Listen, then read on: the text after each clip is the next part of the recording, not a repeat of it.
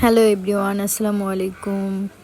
সকালে নাস্তা ছিল চাপটি, আর সাথে ছিল একদম ঝাল ঝাল লাল লাল চাপা শুটকি ভর্তা। চাপা শুটকি ভর্তা কে কে পছন্দ করেন? আমরা যারা শুটকি লাভার আছি তারা তো চাপা শুটকি আমাদের অনেক পছন্দ। আবার অনেকে যারা গন্ধ নিতে পারে না তাদের কাছে একটু ভালো লাগে না, আর যাদের পছন্দ তাদের তো অনেকই পছন্দ। এই যে চাপটি আমি বানাচ্ছিলাম, চাপটি কার কার কোন কোন জেলায় খায়? আমাদের মুন্সিগঞ্জের অনেক বিখ্যাত একটা খাবার চাপটি। এটা কিন্তু চালের গুঁড়া দিয়ে বানানো হয়। এই যে এখানে আমার মেয়ে খাচ্ছিল ফুলঝুরি পিঠা,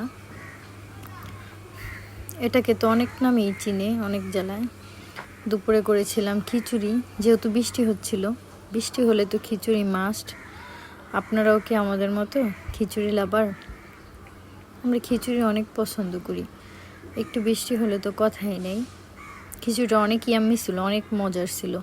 সাথে ছিল একদম ঝাল ঝাল লাল লাল করে গরুর মাংস, আলু দিয়ে ভুনা করেছিলাম, একটু ঝোল ঝোল রেখেছি খিচুড়ি যেহেতু।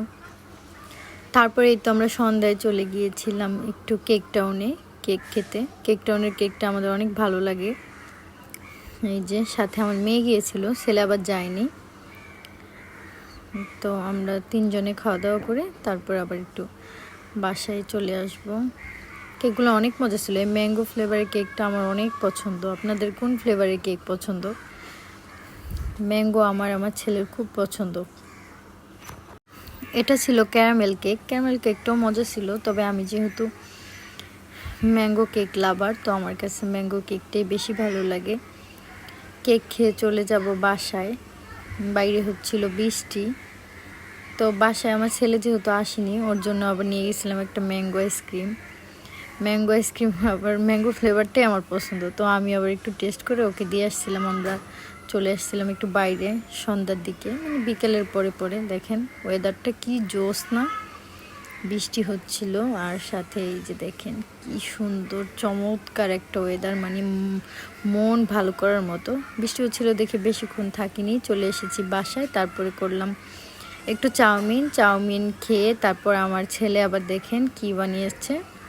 আমার ছেলে বানিয়েছে ক্লে দিয়ে কত রকমের ইনগ্রিডিয়েন্টস, কত কিছু বানিয়েছে, কত পশু প্রাণী আর কি। তারপরে ওই যে দুপুরে খিচুড়ি খেয়েছি মাংস দিয়ে, এখন আর রাত্রে মাংস খেতে ইচ্ছে করছিল না, তাই বানিয়েছি টমেটো ভর্তা। টমেটো ভর্তা যারা পছন্দ করেন তারা তো জানেনই, বলার কিছু নেই, খুবই মজা। এই তো এটা খেয়ে এখন ঘুমিয়ে যাব। প্লিজ সবাই আমার চ্যানেলটা একটু সাবস্ক্রাইব করে দিবেন, লাইক কমেন্ট করবেন। সবাইকে অনেক ধন্যবাদ।